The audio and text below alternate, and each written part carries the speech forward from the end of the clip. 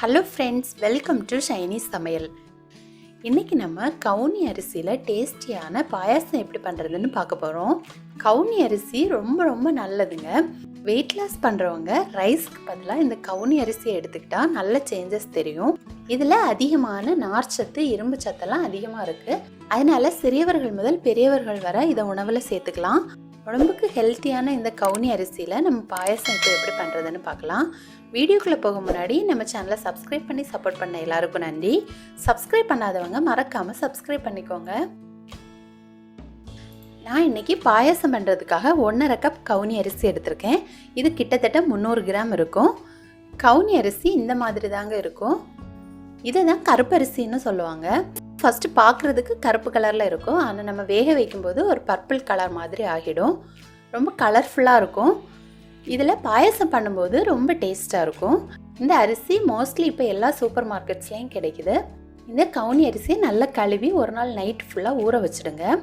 இதை நார்மலாக வேக வைக்கணுன்னா ரொம்ப டைம் ஆகும், ஆனால் ஊற வச்சு பண்ணும்போது நல்லா சீக்கிரமாக வேக வைக்கலாம்.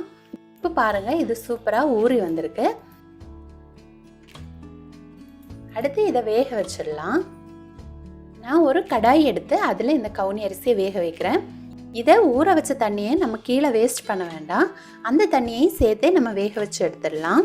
நான் கூடவே கொஞ்சம் தண்ணியும் சேர்த்து இதை நல்லா வேக வச்சு எடுத்துக்கிறேன். இது கொஞ்சம் டைம் ஆகும்னு நினச்சா நீங்கள் குக்கரில் கூட வேக வச்சு எடுத்துக்கலாம்.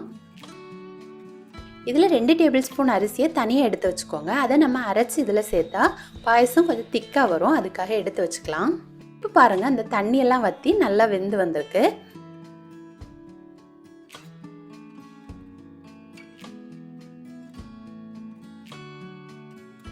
இப்போ இதில் 2 கப் 2ஆம் தேங்காய் பால் சேர்த்துக்கலாம். இப்போ இதையும் சேர்த்து நல்லா மிக்ஸ் பண்ணி எடுத்த அப்புறமா இதையும் நல்லா வேக வச்சு எடுத்துக்கணும். இப்போ இதுவுமே கொஞ்சம் திக்காகி வரும்போது நம்ம அரைச்சி வச்சிருக்க அரிசி பேஸ்ட்டை சேர்க்கணும். அரிசி 3/4 பதம் வெந்ததுக்கு அப்புறமா இந்த பேஸ்ட்டை சேர்த்துக்கோங்க. ஏன்னா இது சேர்த்ததுக்கப்புறமா சீக்கிரமாக அது திக்காகிடும். அதனால் அரிசி 3/4 பதம் வெந்ததுக்கு அப்புறமா சேர்த்துக்கோங்க. கொஞ்சம் தண்ணி வேணும்னா தண்ணி எக்ஸ்ட்ரா சேர்த்துக்கோங்க. ஏன்னா அது வெந்து வரும்போது திக்காகிட்டே வரும், அதனால் கொஞ்சம் தண்ணி அதிகமாகவே சேர்த்துக்கலாம். இப்போது நான் 1.5 கப் அரிசிக்கு 2.5 கப் பொடித்த வெல்லம் எடுத்திருக்கேன். இது இனிப்பு கரெக்டாக இருக்கும். இதில் கொஞ்சமாக தண்ணி சேர்த்து இதை நம்ம கரைச்சி எடுத்துடலாம்.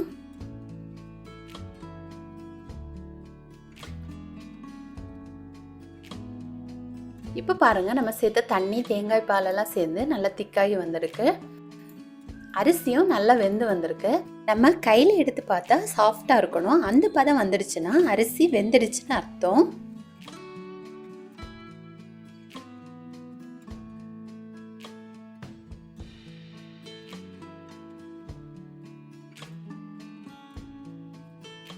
இப்போ நம்ம கரைச்சி வச்சிருக்க வெள்ளை கரைசலையும் இதில் சேர்த்துக்கலாம். அரிசி நல்லா வெந்ததுக்கு அப்புறமா வெள்ளை கரைசலை சேர்த்துக்கோங்க.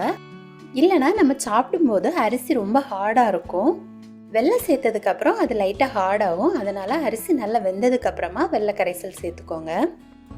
இப்போ இதையும் சேர்த்து மிக்ஸ் பண்ணி நல்லா திக்காகி வர்றது வரைக்கும் கொதிக்க விடணும். இப்போ பாருங்கள், திக்காகி வந்திருக்கு. இதில் 1/2 டேபிள் ஸ்பூன் ஏலக்காய் பொடி சேர்த்துக்கலாம். உங்களுக்கு விருப்பம் இருந்தால் நீங்கள் 1 டேபிள் ஸ்பூன் சுக்கு பொடி கூட சேர்த்துக்கலாம்.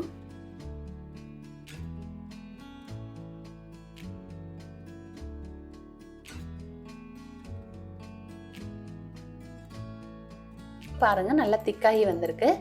ஒரு வாணலி எடுத்து அதில் 1 டேபிள் ஸ்பூன் நெய் சேர்த்துக்கணும். நெய் சூடான அப்புறமா அதில் 5 முதல் 10 முந்திரி பருப்பு எடுத்து அதை நல்லா வறுத்து சேர்த்துக்கலாம். இப்போது இதையும் சேர்த்து நல்லா மிக்ஸ் பண்ணி எடுத்துக்கணும்.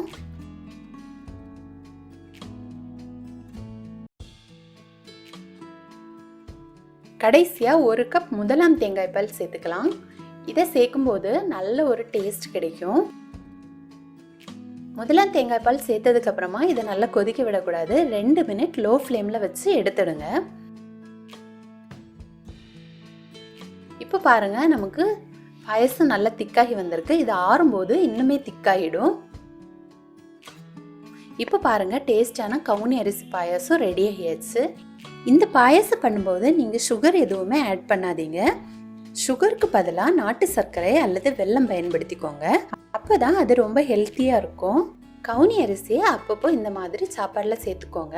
அது நம்ம உடம்புக்கு ரொம்ப நல்லது. நீங்களும் கட்டாயம் இந்த ரெசிபியை ட்ரை பண்ணி பார்த்துட்டு எப்படி வந்துச்சுன்னு உங்களோட கமெண்ட்ஸை சொல்லுங்கள். இந்த வீடியோ உங்களுக்கு பிடிச்சிருந்ததுன்னா சைனீஸ் சமையலை மறக்காமல் சப்ஸ்கிரைப் பண்ணிக்கோங்க. தேங்க்யூ.